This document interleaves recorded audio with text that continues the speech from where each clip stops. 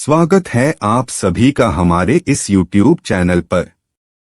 दोस्तों, आज हम आपको बताने वाले हैं कि भगवान विष्णु कल की अवतार क्यों लेंगे और कलयुग में किसका वध करेंगे। तो अगर आपको यह समझना है कि भगवान विष्णु कल की अवतार ले लिया है या लेने वाले हैं और इस कलयुग में भगवान विष्णु किसका वध करेंगे, यह सारी जानकारी जानने के लिए आप वीडियो के अंत तक बने रहे। तो चलिए शुरू करते हैं। लेकिन उससे पहले जानते हैं भगवान विष्णु इस कलयुग में क्यों आएंगे। कल की अवतार कली पुरुष का अंत कैसे करेंगे, यह जानने से पहले हम थोड़ा कली पुरुष के बारे में जानते हैं। कली पुरुष के जन्म के रहस्य को जानने के लिए हमें इस युग से सृष्टि के रचना स्रोत के समय में यानी सतयुग में जाना होगा। मित्रों, सतयुग में समुद्र मंथन की कहानी आप सब ने सुनी होगी। समुद्र मंथन के लिए मंदराचल पर्वत को गरुड़ देव ने अपनी चोंच में उठाकर क्षीर सागर में रखा और सर्पराज वासुकी को उस पर्वत में लपेटकर रस्सी के रूप में प्रयोग किया गया। समुद्र मंथन। विष्णु पुराण। राक्षस गण वासुकी नाथ के मुखी और देवता कोष की ओर लगे थे, परंतु मंथन हो नहीं पा रहा था क्योंकि मंदराचल पर्वत का आधार घूम नहीं रहा था। तब भगवान विष्णु ने कछुए का अवतार लेकर मंदराचल पर्वत को अपनी पीठ पर रखा। इस प्रकार समुद्र मंथन की शुरुआत हुई। उसने बहुत सारे कीमती आभूषणों के साथ पहले हलाहल नामक तेज विष निकला। भगवान विष्णु को इस विष के बारे में पहले से ही पता था। उन्होंने देवताओं को इस बारे में पहले इसलिए नहीं बताया क्योंकि वह जानते थे, अगर उन्होंने देवताओं को इस विष के बारे में बता दिया तो वह विष के कारण इस मंथन को नहीं करेंगे। इसलिए उन्हें सिर्फ अमृत के बारे में बताया गया। अब क्योंकि हलाहल विष निकल गया था और सभी इसके प्रकोप से सब मूर्छित होने लगे, परंतु शर्त के अनुसार इसे आधा देवताओं को और आधा असुरों को पीना था। परंतु दोनों ने हलाहल विष के इस तेज को सहन करने की शक्ति नहीं थी। फिर भगवान भोलेनाथ ने भगवान विष्णु के कहने पर विष का पान किया। कली पुरुष का जन्म कैसे हुआ? परंतु इस विष के तेज से भोलेनाथ जलने लगे। तब शक्ति रूपी देवी मां पार्वती ने उस विष को अपने हाथों से भोलेनाथ जी के गले में ही रोक दिया। इस विष के प्रभाव से भोलेनाथ का कंठ नीला पड़ गया था। तब से भोलेनाथ का नाम नीलकंठ पड़ गया। परंतु इस क्रिया में विष की कुछ बूंदें राक्षस कली के मुख में जा गिरी, जिससे कली का शरीर खत्म हो गया। और फिर आगे जब मंथन हुआ तो उसमें से कामधेनु गाय निकली, जिसे राजा बलि ने ग्रहण किया। ऐरावत हाथी को देवताओं के राजा इंद्र ने ग्रहण किया। कौस्तुभ मणि और शंख को भगवान विष्णु जी ने धारण किया और संजीवनी बूटी को इस पृथ्वी लोक पर सुरक्षित स्थान पर स्थापित किया गया। यह वही संजीवनी बूटी था जिसे रामायण काल में लक्ष्मण जी को दिया गया था। इसके बाद धन संपदा लेकर लक्ष्मी जी निकली। लक्ष्मी जी ने खुद विष्णु जी को ग्रहण कर लिया। चंद्रमा निकली तो भोलेनाथ जी ने ग्रहण कर लिया था। कली पुरुष अमर कैसे हुआ? अंत में भगवान धन्वंतरी अपने हाथों में अमृत कलश लेकर निकले।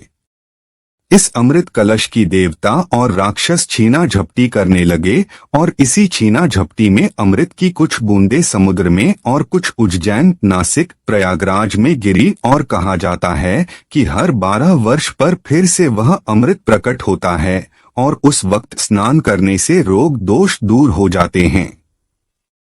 और इसी अमृत की कुछ बूंदें कली पुरुष के मुख में गिर गई, जिससे वह फिर से जीवित हो उठा। परंतु वह भौतिक रूप में न आ सका। वह बिना शरीर के जीवित हो गया और अमृत की बूंदों से अमर हो गया। कल की पुराण के अनुसार कलियुग के अंत समय में कली पुरुष अपने भौतिक रूप में वापस आ जाएगा। कली पुरुष अभी अपने भौतिक रूप में नहीं है, परंतु उसने अपनी शक्तियों से सारे मनुष्य को अपने वश में कर रखा है। उसने अपनी शक्ति, काम वासना, क्रोध और लोभ का जाल इंसानों पर फैला रखा है और जैसे जैसे कलयुग आगे बढ़ता जाएगा उसकी माया का जाल बढ़ता जाएगा और वह अपने शरीर को पुनः प्राप्त करता जाएगा, जिससे इंसान पूरी तरह से कली के वश में हो जाएंगे और चारों ओर पाप ही पाप फैल जाएगा। और कली पुरुष को ही खत्म करने के लिए भगवान विष्णु कल की अवतार में इस कलियुग में जन्म लेंगे।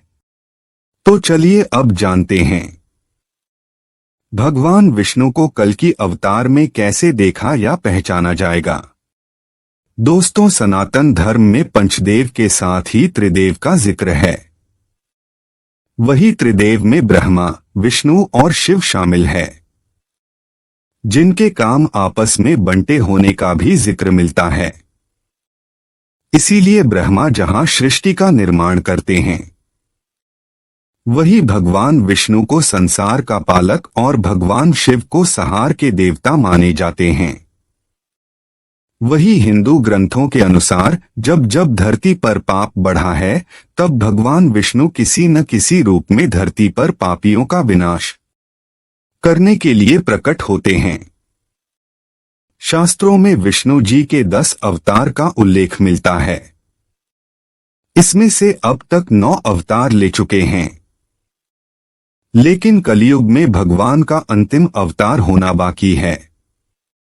भगवान विष्णु कल की अवतार कब लेंगे और कैसे दिखेंगे? ऐसा माना जाता है कि जब कलयुग अपनी चरम सीमा पर पहुंच जाएगा, तब विष्णु जी कल की अवतार लेकर कलयुग का अंत करेंगे। शास्त्रों में कहा गया है कि जैसे जैसे घोर कलयुग आता जाएगा, वैसे वैसे धर्म, सत्य, पवित्रता, क्षमा, आयु कम होने की कगार पर आ जाएंगे। यह भी बताया गया है कि कलयुग में जिसके पास धन होगा, उसी को लोग कुलीन, सदाचारी मानेंगे और जो जितना छल कपट कर सकेगा, वह समाज में लोगों की नजरों में सबसे कुशल व्यवहार वाला माना जाएगा। माना जाता है कि जिस तरह से आज के समय में बार बार घटनाएं सामने आ रही हैं, एक समय ऐसा भी आएगा जब ऐसी घटनाएं अपने चरम पर होंगी। कलयुग का अंत कब होगा और कैसे हार तय करेंगे लोग? एक इंसान दूसरे के खून का प्यासा हो जाएगा। गरीब से लेकर अमीर लोगों में जलन होने लगेगी। धर्म को न मानने वालों का बोलबाला होगा। जिस तरह से प्रजा को संभालने के लिए एक राजा हमेशा मौजूद होता है, लेकिन आने वाली घोर कलयुग के समय में किसी भी शहर का राजा कोई नहीं होगा। वहां केवल अधर्मियों का राज होगा। मान्यता है कि एक समय ऐसा भी आएगा जब चारों ओर अकाल पड़ जाएगा। लोग भोजन को छोड़कर जानवरों की तरह पत्तियां खाकर अपना जीवन व्यतीत करेंगे। इस युग में लोगों में सिर्फ असंतोष दिखाई देगा और जैसे जैसे घरों में पूजा पाठ का अंत होगा, लोग धर्म में पाखंड से जुड़ने लगेंगे। तब भगवान विष्णु कल की अवतार में आएंगे और कलयुग का अंत हो जाएगा। उसके बाद धर्म की स्थापना करेंगे। कल की अवतार आज भी लोगों के लिए एक रहस्य है। ऐसे में हर कोई जानना चाहता है कि भगवान विष्णु अपना कल की अवतार कब लेंगे और कहां लेंगे और उनका रूप कैसा होगा। वहीं भागवत पुराण में लिखा है कि भगवान कल की अवतार कलयुग के अंत और सतयुग के संधिकाल में होगा। शास्त्रों की माने तो प्रभु श्री राम और श्री कृष्ण का अवतार भी अपने अपने युगों के अंत में हुआ था। इसलिए जब कलयुग का अंत निकट आ जाएगा, तब भगवान कल की जन्म लेंगे। वहीं अग्नि पुराण के 16वें अध्याय में अवतार का चित्रण तीर कमान धारण किए हुए एक घुड़सवार के रूप में किया गया है। कल की पुराण के अनुसार वह हाथ में चमचमाती हुई तलवार हुए सफेद घोड़े पर सवार होकर युद्ध और विजय के लिए निकलेंगे। पौराणिक मान्यता के अनुसार कलयुग 432000 साल का है। इसका भी प्रथम चरण ही चल रहा है। कलयुग की शुरुआत 3102 ईसा पूर्व हुआ था, जब 5 ग्रह मंगल, बुध, शुक्र, बृहस्पति और शनि मेष राशि पर 0 डिग्री पर गए थे। इसका मतलब है कि 51,900 साल कलयुग के बीत चुके हैं और 42688 साल अभी बाकी है और अभी से ही कल्कि की पूजा, आरती और प्रार्थना शुरू हो गई है। कल्कि अवतार कब होगा? शास्त्रों के अनुसार श्रावण मास के शुक्ल पक्ष की 6 तारीख को भगवान विष्णु का कल्कि अवतार होगा। यही कारण है यह तारीख को कल्कि जयंती उत्सव के रूप में मनाया जाता है। कल्कि अवतार के जन्म के समय ग्रहों की जो स्थिति होगी उसके बारे में दक्षिण भारतीय ज्योतिषियों की गणना के अनुसार जब चंद्रमा कुंभ राशि में होगा, सूर्य तुला राशि में स्वाति नक्षत्र में उच्च होगा, गुरु स्वराशि धर्म में और शनि अपनी उच्च राशि तुला में विराजमान होगा, तब भगवान कल्कि का जन्म होगा और वह दुश्मनों का विनाश करके कलयुग को खत्म करेंगे। तो मित्रों, आज के लिए बस इतना ही। फिर मुलाकात होगी एक नए और ताजा एपिसोड में। तब तक के लिए नमस्कार। चैनल को सब्सक्राइब जरूर करें।